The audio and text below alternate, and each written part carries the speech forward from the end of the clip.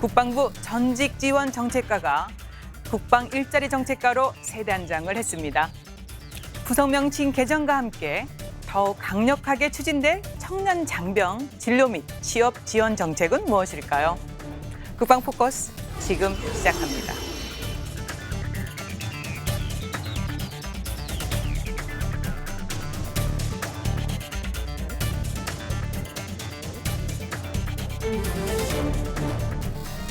간부 중심에서 청년 장병으로 진로 및 취업 지원 대상이 확대됩니다. 미래를 설계하고 준비할 수 있도록 단기 집중 교육과 함께 청년 장병들의 특성을 고려한 맞춤형 특화 프로그램도 신설됩니다. 취업 문을 활짝 열 수 있을까요? 지금부터 지원 정책과 효율적 추진 과제를 살펴보겠습니다. 시청자 여러분, 안녕하십니까? 윤지연입니다. 지금부터 청년 장병들의 진로와 취업을 위한 우리 군의 지원 정책을 살펴보겠습니다. 함께 분들 소개해드리죠. 김혁태 국방부 국방일자리 정책과장 나오셨습니다. 안녕하십니까? 김기훈 대전대학교 군사학과 교수 나오셨습니다. 안녕하십니까? 박효선 청주대학교 군사학과 교수 나오셨습니다. 안녕하십니까? 국방부 전직지원 정책과가 국방 일자리 정책과로 바뀌었습니다. 뭔가 새로움이 넘쳐날 것 같은 기분이 드는데요. 취지는 무엇이고 또 어떻게 달라지는 것인지 먼저 알아보겠습니다. 네, 과장님. 사실 명칭이 더 입에 빨리 와닿습니다. 예. 네. 저희도 이제 그 국방부에서 최초 한 25년 정도 됐습니다. 전직 지원 정책과라는 걸 둬서 네. 우리 17년 이전까지 중기복무 5년 이상 복무하는 간부들 대상으로 이제 전직 지원 업무를 수행하다 보니까 전직 지원 정책과라는 용어를 썼습니다. 네. 근데 이제 전직이라는 것은 사전적인 의미로 직업으로 옮긴다는 겁니다. 직업 및 업무를 옮긴다는 건데, 그래서 지금 현재는 간부들은 직업으로 여기 군생활을 했는데 네. 병사들은 이제 직업이 아니고 국방 의무라는 신선한 의무를 달성하기 위해서 지금 들어온 인원들인데, 이제 국가에서 우리 장병들까지 지원해 줘야 되지 않느냐는 네. 것이 18년부터 이제 정책화됐습니다. 그래서 현재 이제 18년부터 장병까지 지원해 주려고 보니까 이제 국방 일자리 정책과로 가야 되겠다. 예. 이렇게 해서 지금 저희들이 과 명칭을 변경하게 됐고요. 이제 청년 장병들을 위해서는 이제 인원도 현재 올해 1명을 청년 장병들을 위한 지원 담당을 이제 운영하게 되고, 내년부터는 한 2명 정도 네. 추가적으로 전담 인원이 배치될 겁니다. 네. 예. 그러니까 국방 일자리 정책과가 사실은 좀 더 커지는 개념으로 그렇습니다. 변경되고 있습니다. 예, 예. 관리할 대상이 이제 장병들까지 포함되기 때문에 그런 거죠. 그렇습니다. 네. 예. 교수님, 이제 이렇게 우리가 얘기를 들어보니까 네. 청년 장병들을 위한 진로, 취업 정책이 활발해지고 있습니다. 그래서 그러한 정책 논의에 앞서서요, 요즘 취업 동향을 좀 살펴주셔야 되겠는데, 지난달 통계청 발표에 의한 청년 네. 체감 실업률이 통계 작성 이래 가장 높은 수준을 기록했다고 그러는데, 근데 어느 정도 수준인데 이런 얘기가 나오고 있는지요? 그리고 어떻게 이런 변화를 봐야 되는 건지 말씀해 주시겠습니까? 네, 참으로 한 19년 만에 그 4월 실업률이죠. 4월 실업률이 최악으로 실업자가 124만 명이고요. 네. 그중에 청년 실업률이 11.5%라는 참담한 현실입니다. 지금 말씀하신 체감 실업률이라는 것은 근로시간이 36 미만인 그 근로자가 추가로 취업을 원하는 근로자가 있었지 않습니까? 네. 그런 근로자하고 비경제활동 인원 중에서도 지난 4주간 구직활동을 했지만 취업이 불가능한 인원. 네. 그 인원을 이제 포함했을 때 그게 이제 체감 실업률이라고 그러는데, 이 체감 실업률이 15일 날 통계청이 발표한 수치를 보면 25.2%거든요. 예. 어마어마한 거죠. 네. 결국 뭐냐면 청년 중에 4분의 1 정도는 실업자다. 이렇게 보여지는 겁니다. 물론 이제 거기에 이제 공시족하고 우리가 일시적으로 이제 공시족들이 많이 공무원 응시하려고 하는 청년들이 많았기 때문에 그거 인원하고 이제 알바하는 인원들, 이 단기 근로자들이죠. 이런 인원들까지 포함하는 어떤 그 포괄적인 인원이다 이렇게 볼 수 있지만 네. 실질적으로는 취업 정책에 이제 문제가 있는 것 아니냐 이렇게 국민들이 우려의 시각을 보이고 있는 거죠. 그래서 오늘 저희가 논의되고 있는 이러한 그 국방부에서 추진하고 있는 청년 장병 취업 지원 정책 되짚어 보는 아주 좋은 기회라고 봅니다.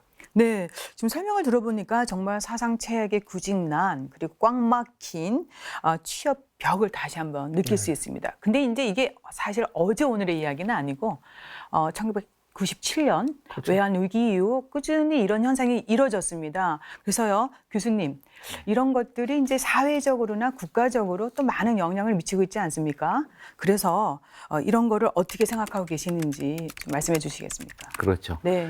예, 일본은 그 대학생 중에서 취업을 원하는 그 학생이 한 75% 되고 그 중에서 98%가 취업이 다 됩니다. 체감 취업률이 제로라고. 네. 예, 아주 다 100% 취업된다 이렇게 할 정도로 지금 상당히 활발하게 되고 있는데 우리는 반면에 그렇지 못하고 있죠. 그래서 이런 현상이 지속되면 아무래도 국가적으로는 그 성장 동력을 잃게 되고 예. 사회적으로는 여러 가지 문제가 생깁니다. 그래서 대학 내일 20연구소에서도 발표했지만 그 조울증 환자가 네. 70대에 이어서 두 번째가 20대라고 지금 나오고 있어요.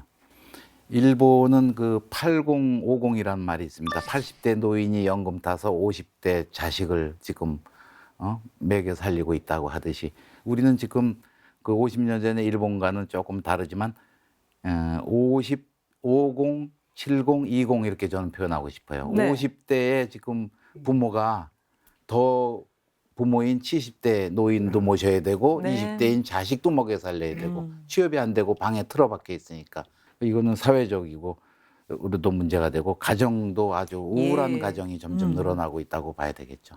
네. 갑자기 저도 우울해지는데요. 또 이런 얘기를 들으면 지금 현재 군 복무 중인 장병들의 고민도 깊어질 것 같고 혹시 또 이런 것 때문에 더 마음이 불안해지지 않을까 싶은데요. 과장님, 실상이 어떻습니까? 네. 우리 지금 군에서 매년 전역하는 인원들이 한 24만여 명 정도로 좀 판단이 되고 있는데요.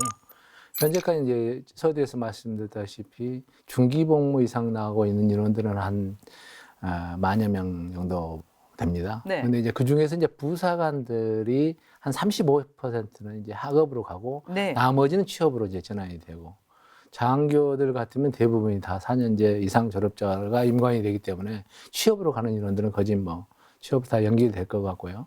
근데 우리 병사들도 보면은 약 한 19만 명 정도 되는데 네. 그 인원 중에서 한 6%에서 8% 정도가 대학으로 다시 복학이 되고 나머지 한 23% 정도 이 정도 인원이 지금 이제 취업 전선으로 나오는데 네.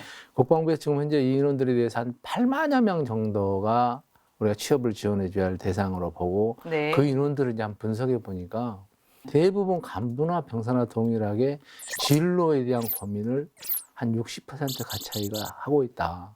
그게 이제 보니까 병사들은 학업으로 갈 것이냐, 네. 또 취업으로 할 것이냐 이런 고민도 좀 많이 하고 있는 것 같고요.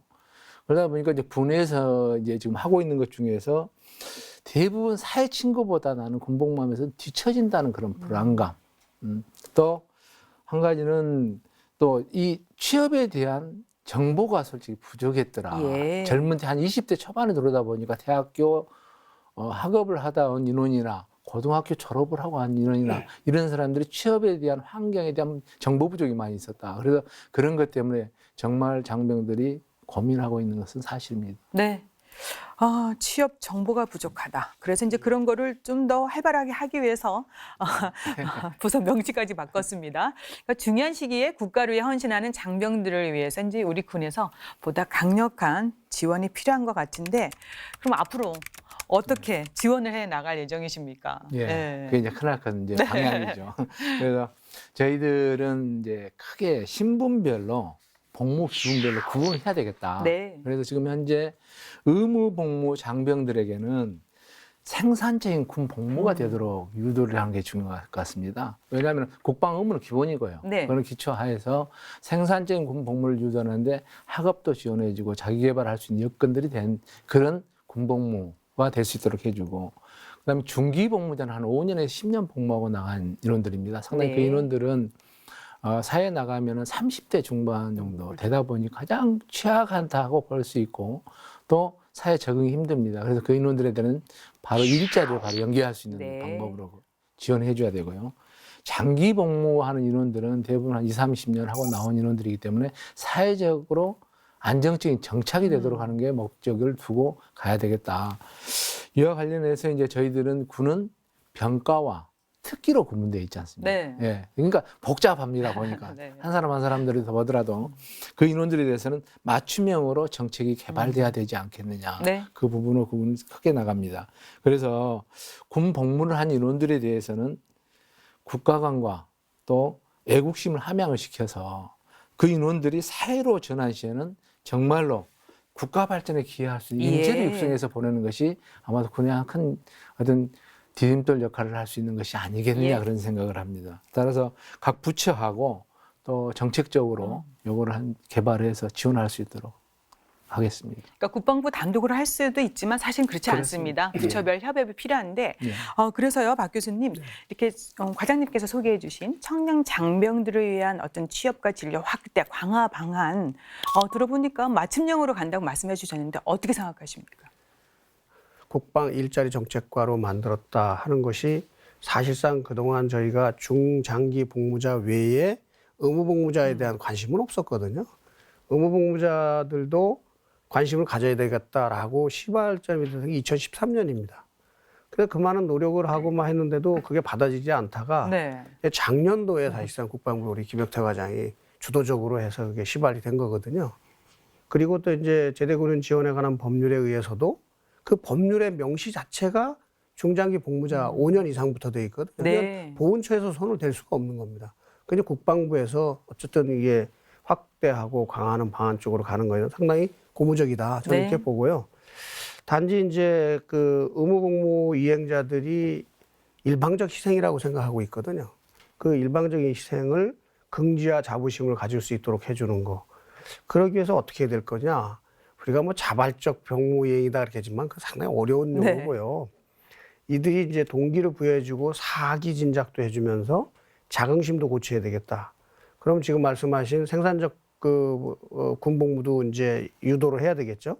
그게 이제 이름하여 건전한 이제 병역 의무도 이행을 하면서 네. 국방력 신장에 기여하는 쪽으로 아마도 집중이 돼야 될 겁니다. 너무 취업 위주로만 정책을 세운다? 네. 그것도 이제 국방부 입장에서는 그게 아니지 않습니까? 네. 국방 전투력도 이제 신장을 하면서 그네들의 최종적인 목표는 결국은 건전한 시민으로 되는 거니까 그 부분을 확대되는 건 저는 바람직하다고 봅니다. 네, 그런 취지가 또 맞물려서 아마 지원 정책이 강화되고 확대 나갈 예정 같습니다.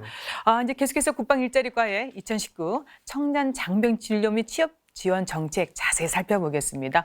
무엇보다도요, 목표 설정이 중요하지 않을까 싶은데 어떤 지원을 할 예정인지 과장님 말씀을 듣겠습니다. 네. 올해부터는 이제 우리 장병들의 진로가 가장 좀 고민 장병들이 많았기 때문에 그걸 기초로 해서 정책으로 새로 시작된 게 간부들은 임관과 동시에 복무 설계 교육을 양성 과정에서 바로 실시하도록 그렇게 하고 있습니다. 네. 그래서 지금 현재 장교들은 온라인으로 지금 일부 실시하고 있고 네. 부사관들은 오프라인으로 지금 교육을 하고 있습니다. 그다음 우리 그 병사들은 저희들이 온라인으로 해서 취업 전략하고 네. 그다음에 사회 트렌드 변화에 대한 이 컨텐츠를 한 30편을 우리 국방 전직 교육원 홈페이지에 탑재시켜 놨습니다. 그거를 지금 계속해서 들을 수 있도록 했고요. 그다음에 찾아가는 진로 도움 교육이 가장 장병들한테 지금 전파가 돼 있습니다. 네. 그게 이제 뭐냐면은 먼저 대대급 단위로 작년까지만 해도 연대급 단위를 하다 보니까 체감을 못했습니다. 그래서 올해는 대대급 단위로 하니까 전 대대를 대상으로 실시를 하고 있고요. 예. 여기는 이제 진로반과 취업반으로 구분을 해서 교육도 좀 시켜주고, 그다음에 이게 끝나고 난 다음에는 1:1 상담을 지원합니다. 네. 그래서 4단급에 지금 2명씩 배치돼서 지금 운영되고 있는데요. 네. 진로를 설정을 못한 인원에 대해서는 진로반에 진로 상담을 받고요. 취업을 희망하는 사람은 취업 상담을 네. 해줍니다. 근데 취업 상담은 3단계로 일단 구분해서 지원이 되는데요. 첫 번째는 기초 상담, 두 번째는 심층 상담, 세 번째는 바로 일자리와 연계될 수 있는, 그러니까 그 일자리는 어디서 제공하냐면 중진공에서, 중기부에 있는 중진공에서 지원을 해주고, 예. 그다음에 저희들이 또 국방부에서 별도 나온 일자리를 지금 바로 매칭을 해줄 겁니다. 그래서 올해는 지금 국방부에서 전방 지역에 대해서 4개 권역으로 나눠서 지금 지원을 하고 있고요. 네. 후방 지역은 2개 권역으로 해서 중기부에서 2개 권역으로 지금 지원을 하고 있습니다. 그래서 요 대상의 약 올해 한 8만여 명 정도에서 한 9만여 명이 지금 수혜를 받지 않겠느냐 이렇게 생각하고 있습니다. 정말 꼼꼼하게 또 세세하게 촘촘하게 목표 설정 그리고 지금 실제로 하고 계십니다. 그래서 교수님, 장병들 개개인의 특성과 편차가 좀 크기도 하고 그렇죠. 사실 많잖아요. 그러니까 그렇게 이제 맞춤형 진로 상담 필요할 것 같은데 진로 설계와 함께 찾아가는 지금 1:1 상담 지금 확대되고 있지 않습니까? 예, 그래서 그런 정책을 좀 효율적으로 해야 되는데 어떻게 하면 더 효율적으로 그런 지원 정책이 진행될 수 있을지 좀 아이디어를 좀 주시겠습니까? 그래서 이번에 저희가 국방부 연구 용역을 하면서 어떤 설문을 해봤냐면 입대 전의 경력, 그러니까 자기 전공하고 그다음에 이제 자격, 네. 본인이 갖고 있던 직업, 그것이 과연 본인이 현재 복무하고 있는 군사 특기하고 얼마나 일치되는가, 그걸 한번 이제 계층별로 다 한번 저희 전수조사를 했는데 네. 간부가 되게 높을 것 같은데 36.2%고요. 네. 특기병이 30.3%. 특기병 같은 경우 거의 매칭이 돼야 되잖아요. 예. 뭐 전투병 같은 경우 22.7%. 그럼 당연히 이제 전투병이 제일 낮은데 이건 무슨 의미냐 하면 사회 경력 또 본인이 학업 경력 이것이 군하고 미스매치 된다는 거거든요. 그 미스매치 된다는 것은 그만큼 이제 절벽이 생긴다는 건데 예. 이 문제를 가지고 지금 이제 국방부에서 고민하는 이제 그 고졸 이하 학력을 보유하고 있으면서 전역 후에 취업할 인원들. 그게 이제 가장 포커스죠. 그래서 네. 그 인원들 특화된 진로 도움 프로그램을 만든다는 건 아주 바람직한 방향이고요. 그런데 문제는 이 대규모의 인원들을 갖다가 지금 과장님이 설명해 주신 대로 상담하고 교육하고 취업하고 이 3단계 전법으로 가서 간다.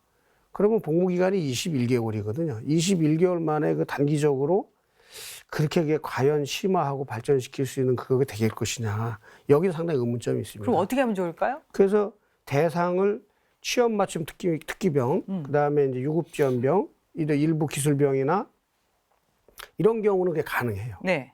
얼마든지 디벨롭해서 그 사회하고 맞춤식으로 갈 수 있죠. 지금 말씀하신 중소기업청에서 하는 직업하고 다 연결해서 갈 수 있고요. 나머지 인원들은 이제 일반계 고등학교 학력자라든지 또는 이제 전투병과 장병들, 네. 그 단기 복무자도 마찬가지입니다. 그 인원들은 단기간에 취업 역량을 강화시킬 것이냐, 이거 플러스 취업에 필요한 직업 기초 능력이라는 게 있거든요. 예. 직업 기초 역량 강화에 더 웨이트를 주는 게 훨씬 중요하다. 이게 투 트랙으로 가야 된다고 예. 저는 봅니다. 예. 그러니까 과장님, 예. 지금 이제 목표를 설정했으면 또 그걸 달성할 힘을 발휘해야 되는데 교수님 말씀이 장병 대상 진로 및 취업 지원 역량 강화 예. 그쪽에 좀 초점이 맞춰져야 될 것 같은데 그런 부분은 어떻게 지금 보완하고 계십니까? 그러니까 지금 우리 박 교수님 말씀하시는 그 맞기는 맞습니다. 네. 저희들도 그에 대해서 좀 정말 느끼고 있는데요. 현재 우리 지금 장병들이 의무 복무 기간, 그러니까 지금 현재 교수님 21개월에서 조금씩 단축돼서 그렇죠. 이제 18개월로 지금 네. 가고 있고 대부분 18개월에서 한 21개월 정도 복무하게 되는데 이 기간 동안에 주간에는 전투 훈련 또 그다음에 본연의 군 임무를 수행하다 보니까 솔직히 가용 시간은 좀 부족합니다. 네. 예, 그래서 그 시간 외에 이제 일부 부대 관리주라든가 야간에 자기 개발할 수 있는 충분한 여건을 보장해서 그 활용을 어떻게 할 것이냐. 네. 그 측면에서 지금 하는데요. 그래서 기초 역량을 개발시켜주는 가장 기본은 어떻게 전환해서 인식을 전환해 줄 것이냐 하는 문제가 가장 군에서는 큰 것 같습니다. 그래서 저희들은 취창업 역량 교육을 일단 실시를 하고 있는데요. 그게 이제 저희들 국방부 자체에서는 하기는 어렵고 네. 중소기업, 중기벤처부에 지금 솔직히 저희들이 도움이 받고 있습니다. 거기에서 중진공에서 일부 그 교육 과정들을 지금 지원하는데요. 네. 상담사들이 코칭이 된 다음에 그 코칭된 과정을 가지고 각각 그 온라인 교육하고 또 바로 중진공 연수원이 있습니다. 네. 약 5개에서 네, 지역별로. 각 지역별로 다 있는데 네. 그 연수원이 한 2박 3일 입소시켜주고 예. 그래서 그 과정들을 좀 실시하고 있고요. 근데 창업을 희망하는 사람은 창업 사관학교까지 예. 같이 연결이 되도록 왜냐하면 이제 군에서 못했던 것은 어느 정도 아이템이라든가 이런 것만 있으면은 갈 수 있도록 네. 이렇게 지금 연결을 시켜 있습니다. 그래서 올해는 한 취업 역량 교육에 관련은 한 2천여 명을 저희들 입교를 시킬 거고요. 예. 그다음에 창업은 한 1,000여 명 교육한 다음에 한 30개 팀 정도를 네. 창업 사관학교로 연계시키려고 하고 있습니다. 네.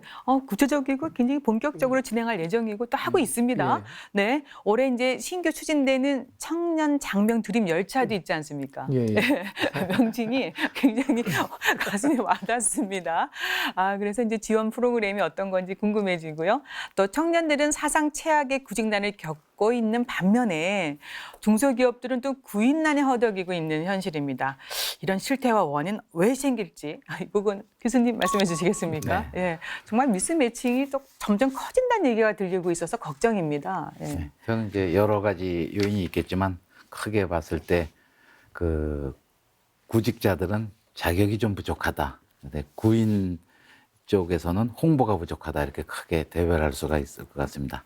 제가 또 일본에 대해서 이제 좀 연구를 하다 보니까 네. 아까도 말씀드렸습니다만은 그 일본의 그 대학생들은 졸업 전년도 4월에 이미 40%가 취업이 확정된다고 합니다. 네. 그 정도로 1학년 때부터 자격증도 획득하고 그 많은 이게 준비를 해오고 하는데 우리 그 학생들은 3, 4학년 이후부터나 하는 걸로 군에 갔다 와서 하는 걸로 이렇게 하다 보니까 여러 가지 자격증 획득이나 이런 것도 부족하고 하다 보니까 중소기업 입장에서는 특별한 그 능력이 없는 것처럼 보이니까 활용을 못 하게 되고 예. 또 이제 학생들 입장에서 보면은 그런 걸 갖췄다 하더라도 홍보가 그 기업에서 부족해 하는 경우가 많습니다. 그래서 그 기업들은 이 홍보도 분야에도 상당한 좀 투자를 할 필요가 있다. 네. 몰라서 못 갔다 하는 사람들이 없었으면 좋겠고 우리 군 입장에서는 이런 장병들에 대해서 그 사회 적응 기간을 네. 좀 일부 좀 부여해서 그때 희망하는 인원에 대해서는 몇 주간이라도 인턴십이나 나노 디그리 이런 것을 좀 해서 기업과 조금 가까워지게끔 그런 노력이 필요하지 않나 생각됩니다. 네. 지금 이제 미스매칭을 줄이기 위해서 이제 방안도 교수님 설명해 주셨는데 교수님도 좀 의견 더 주셨으면 좋겠고요. 또 청년들이 정말 가고 싶어 하는 곳이 어디고 그리고 일자리 선택할 때 꼭 주의해야 할 어떤 사항도 있지 않습니까, 교수님? 이번에 연구할 때 그걸 포함시켰어요. 네. 그래서 그 현역병 대상으로 이제 설문조사하면서 전역 후에 희망하는 기업이 희망하는 쪽이 어디냐 그걸 확인해 보니까 중소기업이 한 16%, 대기업이 물론 이제 제일 많죠, 26%, 공공기관이 16%, 나 공무원이 되겠다 하는 인원이 12%예요. 네. 그러니까 대부분 이제 중소기업은 16%라는 얘기는 제일 적다는 얘기죠. 나머지 쪽으로 가겠다, 안정된 직장으로 가겠다는 쪽이고요. 그 전역 후에 지금 국방부에서 추진하고 있는 중소기업 취업을 알선해 줄 테니 가겠느냐? 그걸 물어보니까 간부들 같은 경우는 한 49%, 그러니까 50% 정도는 저 가겠습니다 하는데 네.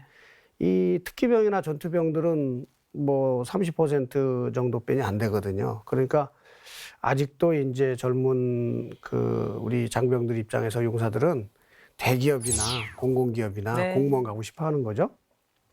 그리고 아까 이제 31사단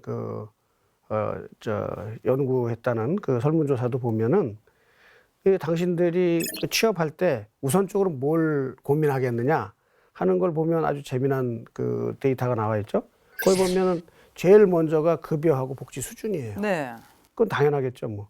그 다음에 이제 이제 적성항이나 전공 관련된 것이 한 24%, 근무 조건이나 작업 환경, 그다음에 장래성과 발전 가능성, 사회적 지위나 직장의 이미지.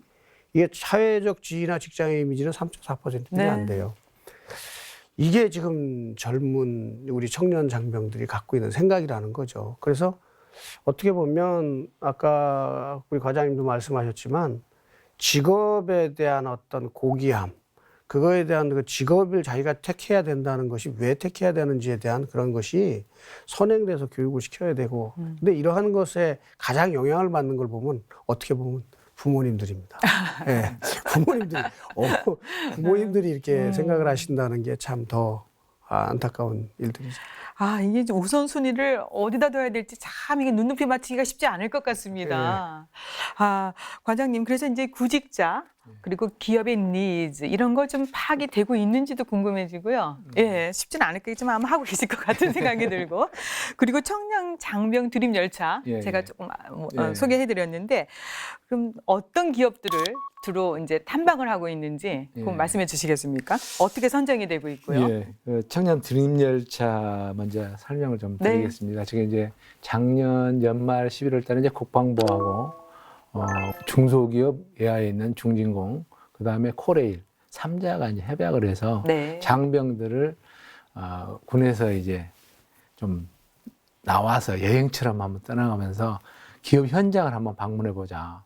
그래서 열차 안에서 취업 교육도 시키고 상담도 합니다. 네. 그래서 한두 시간 정도 소요되지 않습니까? 그래서 그 상담을 하고, 그 다음에 내려가서는 그 현지에서는 기업 방문, 그 다음에 기업에 가서 그 구인을 요청한 그 기업은 현장 면접까지를 같이 네. 연기하는 그런 시스템으로 해서 올해 처음 이제 앞주 5월 15일 날 했습니다. 그래서 그때 했을 때 부모님들이 한 25분 정도 참석하셨습니다. 네. 왜냐하면 저희를 또 부모님들이 오셔야 되는데요. 그래서 작년에 18년도에 우리 장병들이 취업을 하고 전역한 인원들이 한 800여 명이 넘었는데요. 네. 그 중에서 약 한 20% 정도가 취업을 했어도 직장을 가지를 않고 네. 포기를 한 그런 상황들이 전부 다 그 의도는 이제 부모님들이 아직 너는 젊고 더 공부해서 나중에 직업 잡으면 되냐, 공부 한번 해봐라, 이제 군대 갔다 왔으니 예. 이런 식으로 아마 유도를 하신 것 같은데요. 지금은 이제 공부도 하면서 취업에서 할 수 있는 일학습 병행제도 있고 여러 가지가 있기 때문에 네. 그런 걸 잘 활용한다면 좋을 것 같습니다. 그런 것들이 아마 같이 연계시켜서 우리가 드림 열차를 운영하고 있는데요. 드림 열차를 선정하게 된 그 지역은 뭐냐면은 고용부에서 위기 고용도 가장 취업이 인력이 부족하다고 생각되는 고용 위기 지역이라고 예. 생각되거든요. 그게 이제 저희들이 이야기하고 있는 울산, 대전, 전주 이 지역이 좀 되겠습니다. 그래서 그 지역으로 이제 한 2시간 정도 가면서 이제 하는 장소가 되기 때문에, 그래서 거기에서 선정되는 지역은 그 지역에 있는 중견기업 이상으로 우수 이제 발전성 있는 네. 그런 기업을 선정을 합니다. 그러니까 저희들이 선정이 하는 거 아니고 중기부에서 선정을 해서 이제 저희들한테 연결을 시켜주겠습니다. 아울러 지금 이제 우리 처음에 말씀드렸던 니스는 뭐냐, 정말 이게 어려운 것 같습니다. 네. 예. 지금 이제 우리 박 교수님 말씀하셨고 우리 김 교수님 말씀하셨는데요. 정말 우리 장병들이 직업에 대한 이 눈높이가 과연 어디냐. 네. 전부 다 각 신분별로 복무 연차별이 다 다릅니다. 네. 예, 그러다 보니까 대부분 우리 대한민국의 기업의 현실이 약 95%가 중소기업이고, 대기업은 10대 대기업이냐, 30대 대기업이냐, 50대 대기업이냐, 그래서 300대 대기업까지를 어떻게 중견 발전성 기업을 이렇게 이야기를 하는데요. 그 기업들의 인력에 채용하는 인력 수준과 네. 그다음에 중소기업의 인력을 수준을 판단하면은 95% 이상이 전부 다 중소기업에 취업이 됩니다. 근데 그거를 구분을 우리 장병들이 조금 모르고 있는 것도 있더라. 그게 엊그저께 전주를 갔는데 이게 중소기업인다라고 하니까 이게 중소기업입니까? 얘기들이 놀립니다. 네. 그래서 현장을 인식시켜줘야 되겠다는 것이 가장 컸고요. 네. 지금 이제 장병들이 선호하는 일자리는 아까 우리 박 교수님 말씀하셨는데요.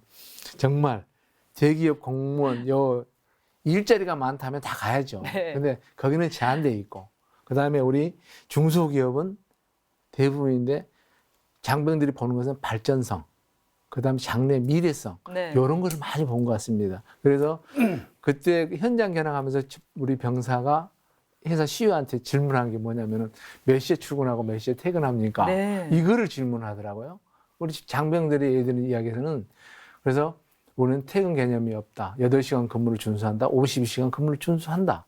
그러나 이 발전하는 것은 이 회사의 발전성을 알려주니까 애들이 상당히 호감을 많이 가졌습니다. 그래서 앞으로는 이런 중소기업에 대한 것들이 중소기업이라는 것을 이야기를 하기 전에 네. 회사의 비전을 알려줬으면 좋겠다. 그래야 우리 장병들이 거기에 맞춰서 본인의 적성과 또 그다음에 미래, 자기 발전성 이런 걸 고려해서 선택하지 않겠느냐 그런 생각을 갖습니다. 네. 그러면 청년 장병 드림 열차는 계속 운행될 거죠? 올해 한 1,000명 정도 네. 그래서 앞으로 한 6회 정도, 한 예. 5, 6회 정도 남아 있습니다. 아, 예, 괜찮은 것 같습니다. 현장의 목소리도 듣고 본인들 스스로 선택할 수 있는 기회를 만들어주는 거잖아요. 그래서 이 네. 그 청년 드림 열차가 네.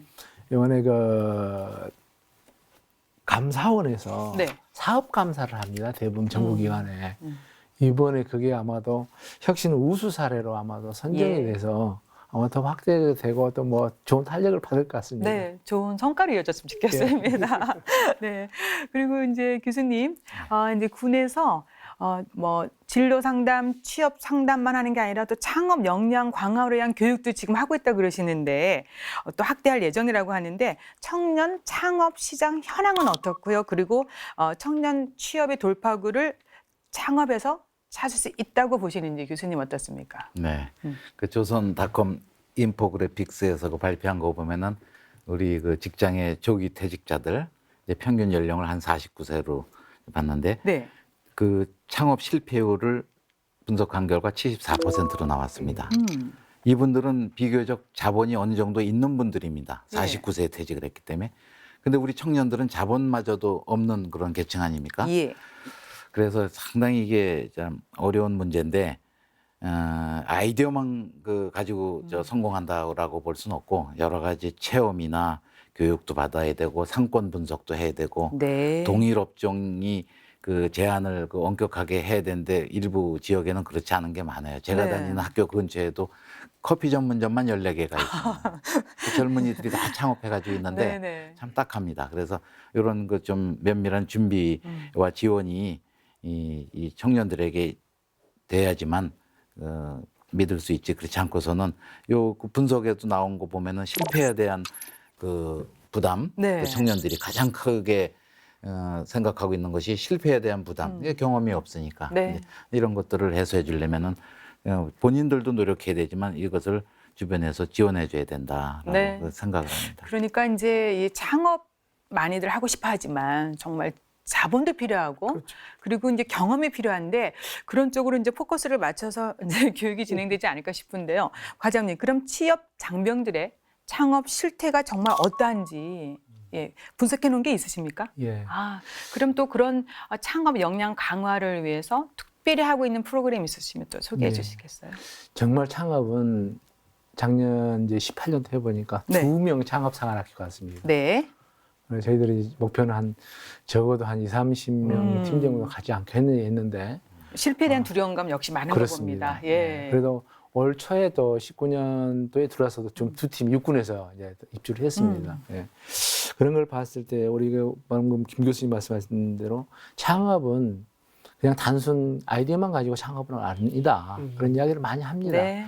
정말 우리 장병들이 아이디어도 있고 또 경력도 갖춰야 되지 않겠느냐. 그래야 창업의 실패가 좀 줄겠죠. 줄지요. 네. 근데 지금 보면은 저희들도 많지 않다는 걸 느낍니다. 근데 이제 이거를 창업이다 하면은 우리가 대부분 보편적으로 볼 때 일반 창업과 기술 창업으로 구분이 돼야 됩니다. 예. 그래서 저희들 국방부에서는 기술 창업을 위주로 우리 장병들한테 교육을 시켜서 네. 아이템을 가지고 상한학교에 들어가서 좀 할 수 있도록 해주고요. 그 다음에 일반 창업은 프랜차이즈라든가 소자본 본인들 투자하는 거. 그러니까 우리 장기복무하고 나온 인원들이 일부 좀 창업을 하고 있는 네. 인원들, 프랜차이즈를 가고 싶은 인원들은 그 방향으로 가야 되는 건데, 그거는 우리 장병들한테는 프랜차이즈 창업은 그리 크게 본인들의 어떤 꿈과 희망보다는 본인이 좀 경력을 더 쌓은 다음에 나온 것이 안 낫겠냐 해서 기술 창업 적으로 저희들 하고 있고요. 그래서 기술 창업을 지원하는 측면에서 역량교육은 솔직히 저희들도 붐 조성을 해서 이제 육군부터가 창업 동아리를 부대 편성하도록 그렇게 지금 하고 있습니다. 네. 그래서 창업 동아리를 자체적으로 아이템을 좀 공유를 해보고 그다음에 아 저것도 창업이 되구나 이런 것들이 좀 서로 장병들끼리 이런 만남의 시간에서 좀 아이디어도 공유하고 예. 같이 이야기하는 그런 시스템을 먼저 나간 다음에 두 번째 단계로 그 인원들이 동아리가 편성된 인원을 중소기업에 있는 중진공에 연수원에 2박 3일 또는 일주일간 창업 교육을 좀 예. 보낼 계획입니다. 그래서 그 교육이 끝난 다음에 거기서 아이템이 나온 인원을 경진대회를 시킨 다음에 연말 대회에서는 국방 챌린지 경진대회가 이루어질 거고요. 네. 그거에서 선정된 인원은 스타트업으로 가는 인원들도 있고 창업 사관학교로 바로 입부시키는 인원도 있고 이렇게 해서 단계별로 예. 지원이 되도록 그렇게 할 계획입니다. 네. 계속해서 이제 청년 장병 진로 및 취업 지원 3단계 일자리 탐색 및 연계를 위한 지원 정책을 살펴보겠습니다. 어떤 지원을 할 예정이십니까, 과장님?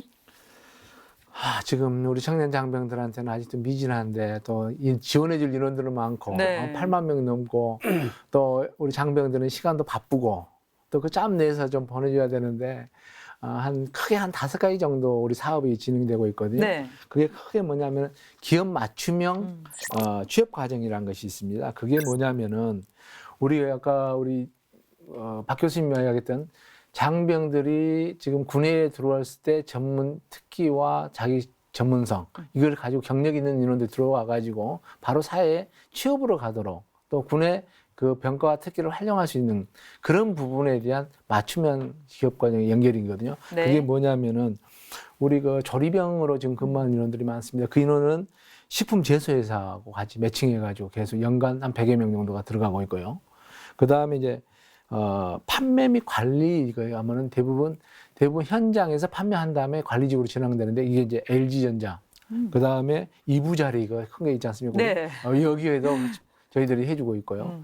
그 다음에 이제 전기 배선은 한국전력하고 같이 하고 있고요. 네. 그 다음에 이제 보안 관제는 ADT, 그 다음에 캡스, S1 여기와 같이 해서 이제 지금 하고 있습니다. 그래서 그 다음에 통신 쪽에서는 이제 통신으로 KT 네. 여기하고 하고 있는데 희망하는 인원들을 약 한 100에서 한 200명 정도를 모집을 해서 2박 3일 동안 네. 현장 실습하고 같이 병행해서 이렇게 하는 시스템으로 해서 올해 한 800명 정도를 취업을 좀 그 방향으로 좀 추진을 하고 있습니다. 네. 그 다음에 이제 찾아가는 현장 채용 설명회는요. 솔직히 이제 지방자치단체 각 지역으로 다 우리 군은 다 흩어져 있다 보니까 네. 전국 다 있다 보니까 지방자치단체에 같이 협업으로 같이 연결을 시켜야 되겠다. 네. 그냥 지자체의 일자리 사업들이 상당히 큽니다. 예. 그거를 같이 연계하면 우리 장병들도 쉽게 근거리 지역에 한번 가볼지 않겠느냐. 이렇게 해서 지금 올해는 5개 지역, 그러니까 고양, 이천 이쪽으로 해서 한 1,000여 명 정도를 그쪽에서 같이 연계해서 취업을 지원할 수 있도록 하고 있고요. 세 번째는 이제 청년 창업사관학교라고 해서 이거를 이제 외부 그 연수원을 빌려가지고 1박 2일 프로그램으로 지금 진행을 하고 있습니다. 현재는 간부들 위주로 이제 네. 하사, 중사 이 간부들 위주로 지금 하고 있는데 여기에는 대기업 및 공공 기업에 취업하고 있는 그 반을 편성한 것과 또는 공무원 또 군무원 이런 거예요. 군무원도 우리가 이제 국방부에서는 한 4만 6천 정도 좀 확대 네. 비전 전투직이 전하는 거 있지 않습니까? 그래서 그 분야의 군무원에 대한 것도 소개 좀 해주고 겸 그런 과정으로 해서 이제 약 2,500명 정도 좀 해줄 거고요. 그다음에 이제 3월달에 했던 우리 취업 박람회 이제 많이 나오지 않습니까? 네. 국방부 취업 박람회가 아마도 정부 부처 박람회 중에는 취업률 매칭률이 가장 높다고 봅니다. 그러니까 통상 박람회는 한 8.6% 정도의 취업을 성과를 갖고 오는데 저희들은 한 10%가 넘거든요. 그래서 요거를 이제 전반기에 한번 했는데 후반기도 이제 연기하는 걸로 지금 예. 지원을 해주고 있고요. 그다음에 구인 구직 만남날 행사는 이제 기업하고 같이 연계시킬 수 있던 그런 시스템을 쫙 연결해서 네. 하여튼 장병들한테 어떻게라도 좋은 네. 자리, 좋은 또 본인들이 좋은 그런 일자리가 되도록 만들어 보려고 노력 많이 하고 그러니까 있습니다. 기존에 하던 그런 정책을 또 계속 확대 발전시키고 예. 또 신규로 또 진행되는 것도 있습니다. 예, 예. 굉장히 많이 애쓰고 계시는데요. 이렇게 자꾸 하다 보면은 뭐 또 길도 보이고 네. 또 직업과도 바로바로 연결할 수 있는 노하우가 쌓일 것 같습니다. 이제 취업 박람회와 구인 구직 만남회 행사 이런 것들은 이제 사회에서도 보편적으로 진행하고 있는 취업 관련 행사입니다. 그런 행사에서도 이제 이런 구직에 대한 마음가짐도 같이 교육했으면 좋겠다는 생각을 가져보면서 청년 장병들을 위한 행사 뭔가 다른 점이 있을 것 같습니다. 이제 그래서 어떤 점이 다른지 궁금하고 또 현장에 직접 가보셨죠, 교수님? 네. 반응은 어떻습니까? 지금 국방부 과장님도 자랑을 하셨지 않습니까? 국방부에서 대표하는 청년 장병 중심 일자리 사업 중에서 좌우지간 박람회가 규모도 어마어마하지만 네. 우선적으로 그 구인 업체 선정을 참 잘했다고 봅니다. 뭐 너무 적극적으로 해주시고 또 군 복무를 하고 제대한 군인들이 성실하다는 것을 시우들이 워낙 아시는 거예요. 네. 그러니까 거꾸로 제가 좀 취업하겠습니다가 아니라 한 명이라도 상담을 해서 이 인원들을 우리 회사로 가져가야 되겠다, 모셔가야 되겠다. 네. 이런 생각들을 한 기업들이거든요. 정말 분위기 다른데요. 네, 분위기가 좀 완전히 좀 반대되는 네. 거죠. 그래서 그런 점에서 좋겠다. 그래서 컨설팅이나 취업 관련된 세미나도 하지만 그런 현장 면접을 직접 하거든요. 자네 정도면 뭐 우리 회사에서 얼마든지 받아줄게. 그런 점에서 토탈 서비스 차원으로 좋은 거고요. 그래서 사실 2017년도에 1,500명을 계획했는데 한 1,703명 정도 왔고요. 그 다음에 18년도에 1,700명을 또 계획을 했어요. 그만큼 왔으니까. 네. 그러니까 인원이 한 2,000명이 또 온 거예요. 그래서 올해는 한 2,000명을 또 잡은 거죠. 아마 국방부에서는 온 인원만큼 또 그 다음에 네. 목표치를 잡는 것 같습니다. 그런 목표치가 제가 봤을 때는 현재 그 68,000명 가장 구직이 어려운 인원이라고 보는 그 인원들의 꼭 취업을 하겠습니다 하는 인원이 30%라고 보면 예. 그게 한 24,000명이거든요. 네. 그럼 계획 자체를 아마 24,000명으로 처음부터 잡아서 전후반기로 지금 나눠서 하니까 6,000명씩 정도를 해서 좀 기간을 길게 잡으면 성과가 더 있지 않겠나 하는 생각. 예.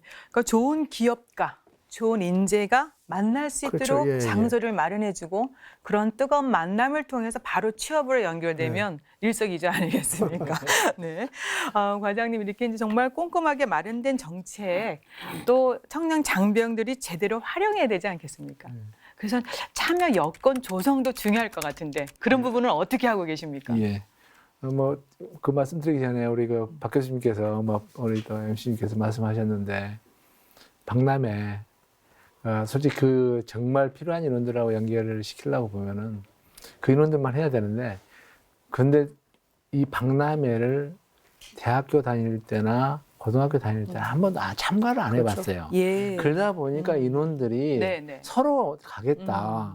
그래서 국방부 박람회가 아니고 저희들이 지금 박람회를 이제 체계적으로 이제 정부에 있는 관계 부처하고 같이 협업을 해서 갑니다. 그래서 중기부에서 하고 있는 고졸자 박람회, 그것도 저희들이 이제 같이 할 거고요.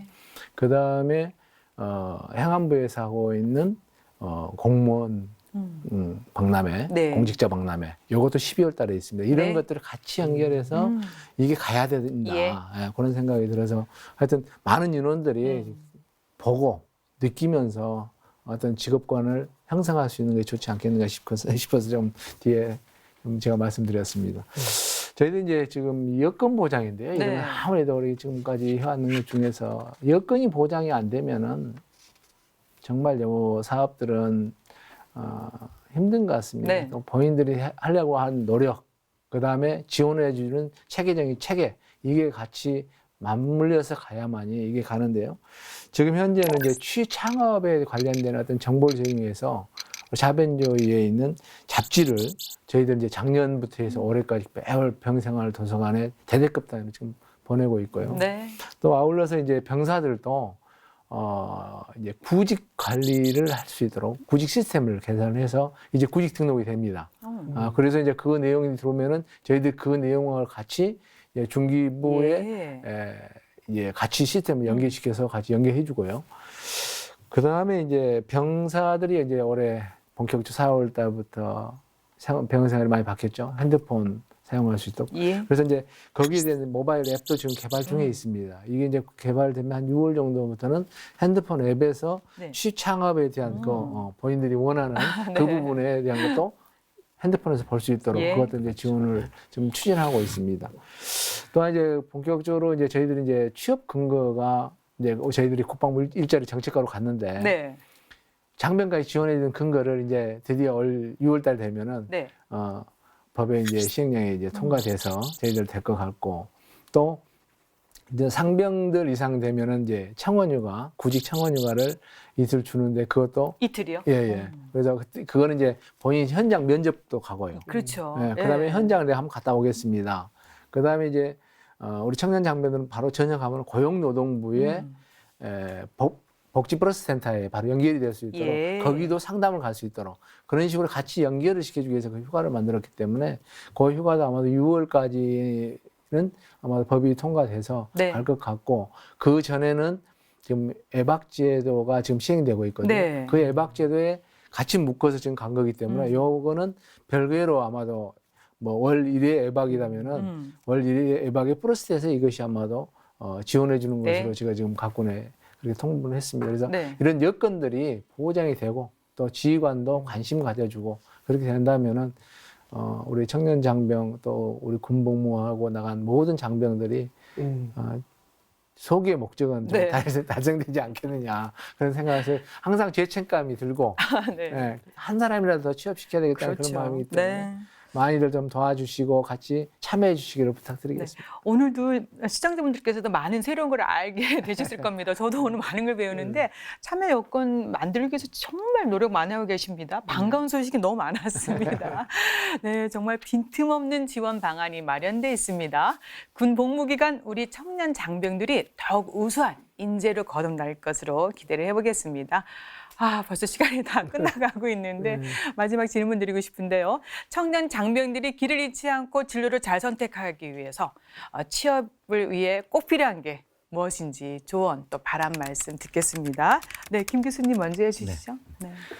우리 젊은 그 장병들이 그 대학 입학 시험을 이제 준비하면서 너무 가파르고 높은 산을 넘었습니다. 그러다 보니까 대학에 들어와서 자유를 만끽해야 된다, 놀아야 된다, 이제 이렇게 하는 그 심정은 충분히 이해가 가지만 현 그 상황을 고려해 봤을 때 우리 취업을 위해서는 준비 시점을 조금 조기에 했으면 좋겠다 하는 당부를 좀 드리고 싶고요. 예. 그다음에 취업이 설령 일찍 원하는 시기에 안 된다 하더라도 위축되지 말고 여기서 위축되면은 아까 제가 처음에 말씀드렸듯이 일본의 그 히키고모리 그 방콕에 방콕 방에 콕 틀어박혀 있어가지고 사회의 그 지원이나 이런 것을 안 받고 되는 그게 심하면 이제 조울증까지 가지 않습니까? 그럼 네. 병에 걸릴 수가 있으니까 위축되지 말고 안 될수록 오히려 더 당당하게 마음을 먹고 준비를 해라.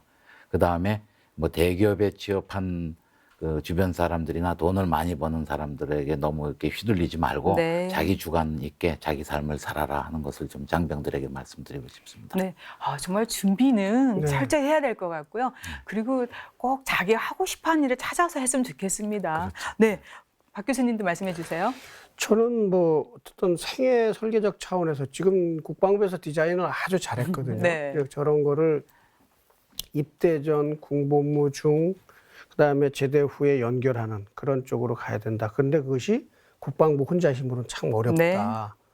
그래서 병무청서부터 초기 단계에 아까 저희가 언급했던 경력과 자격과 자기 학업이 연계될 수 있는 특기를 맞춰주는 작업. 그건 병무청에서 설계를 좀 잘 해야 될 것 같고요. 그다음에 이제 그러면 그 군복무 중에는 어떻게 할 것이냐. 국방부에서 지금 계속 추진하고 있는 NCS하고 연결돼서 그것이 자기 교육훈련하고 연계되고 사회하고 연계되는 거. 그다음에 이제 전역 후에는 지금 이제 좀 전에 말씀하셨던 그 고용노동부하고 연결해서 하는 네. 문제들이 이렇게 좀 생애 설계적 차원에서 지원돼야 된다는 것이 좀 범정부적 차원에서 자꾸 협업이 돼야 된다는 걸 강조하고 싶고요. 두 번째는 그 일자리 과로 이제 되셨으니까 네. 거기에 뭐 이제 의무복무 관련된 담당이 만들어지셨다고 그랬지 않습니까? 네. 근데 거기에 단기복무 간부를 사실상 너무 우리 등한시해요. 그 초급 장교의 대부분을 차지하고 있는 학군 장교라든지 그다음에 초급 부사관들 어떻게 할 것이냐. 네. 7천 그 명이 넘는데 그래서 그 인원들에 대한 관련 법령 조직 좀 해줘야 되겠다. 예. 그 공무원들하고 연결되는 군무원 제도를 몰라요. 그런 것도 해줬으면 좋겠고 그런 전담 조직이 되면 저희가 고민하고 있는 이런 청년 장병의 문제들이 많이 해소되고 또 이렇게 국방부에서 하는 노력들이 국가적으로 봤을 때는 일자리 창출에 크게 기여하는 걸로 그렇게 보고 있습니다. 네. 부장님 지금 박 교수님이 말씀하신 그런 부분 보완해 나갈 예정이신지 예, 종합적으로 좀 마무리 말씀 부탁드리겠습니다. 네. 네, 가장 우리 박 교수님 말씀하신 거 지금 이제 NCS를 진짜 직접 이제 우리 군에다가 연결시키는 방법을 지금 이제 검토하고 있습니다. 네. 그 내용에서 일부 좀 언급드리면은 지금 육군에서 하고 지금 각 군에서도 지금 이제 NCS 검토하고 있는데요. 그 부분은 크게 이제 두 가지를 가고 있습니다. 투 트랙으로 가고 있는데 첫 번째 전투병과로 근무한 인원들은 NCS 전공이 정말 어렵더라고요. 그래서 그 부분은 경력 증명서화 만들어준다. 네. 군 경력이 있었던 여러 가지 군에서의 노력했던 것들을 어떻게 경력 지면서 담을 것이냐. 그거를 지금 같이 연결을 시켜줄 거고요. 그 대신에 이제 기술행정병과 중에서 NC, 그러니까 국가 직무능력 표준하고 연결이 가능한 특기 및 병과는 그 체계를 적용시켜 보자. 그래서 그 투 트랙으로 지금 네. 육군에서 검토 중에 있기 때문에 그 내용은 2022년까지 해서는 네. 좀 우리가 체계적으로 만들어 나갈 겁니다. 그래서 각 군에서도 아마 지금 시범하고 있는 부대도 있고요. 또 그 부대에서는 왜 이걸 합니까 하는 것이 아니고 이것이 사회에 나가서 본인들한테 조금이나마 이익이 될 수 있도록 그 체제로 좀 만들어줄 생각입니다. 아울러서 우리 이제 장병들은 아마도 누구나 다 전역을 하고 네. 이런 직업의 선택을 하게 됩니다. 그러나 겁먹지 말고 네. 또 중소기업이든 공무원이든 대기업이든 간에 본인이 적성이 된다면 한번 도전 한번 해보고 네. 그다음에 이직도 또 창업도 두려움보다는 지원해준 지금 국가적인 체계가 돼 있기 때문에 거기가 충분히 상담도 하고 네. 또 도전도 하고 그다음에 본인이 한 번 실패하는 성공의 어머니라는 이야기도 하기 때문에 우리가 이제 실패보다는 성공할 수 있다는 어떤 자긍심 또 인생이 지금 20대에 나간 인원도 있고 뭐 많게는 50대에 나가지만은 군 복무 전역하고 50대에 나오더라도 100세 신장이 50년이 남았습니다. 네. 그러니까 아직 청춘이거든요. 그래서 너무 두려움보다는 사회에 나가면 뭔가 내가 기여할 수 있는 부분이 있고 또 본인의 어떤 적성과 특성이 있다. 그래서 지금부터 조금이나마 좀 사회에 필요한 인재가 될 수 있도록 자기 뭔가를 좀 노력해주고 평생학습 측면에서 공부를 예. 좀 하고 했으면 좋겠다는 말씀을 좀 드리고 싶고요.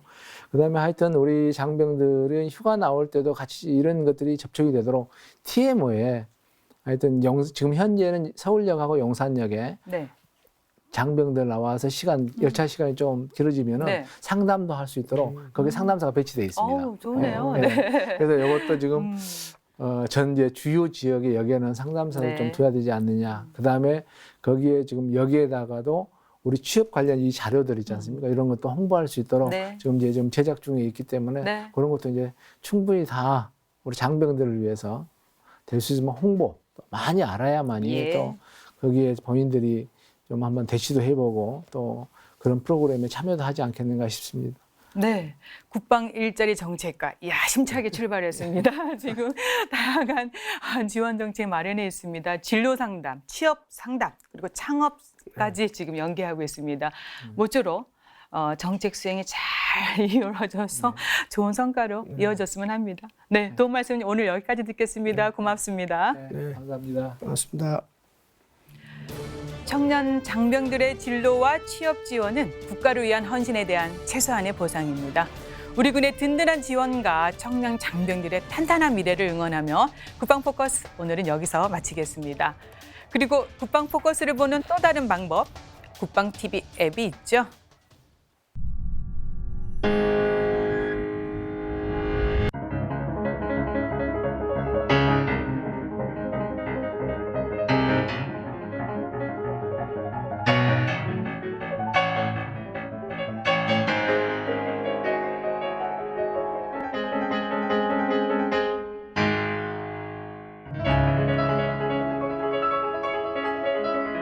플레이온 국방 포커스.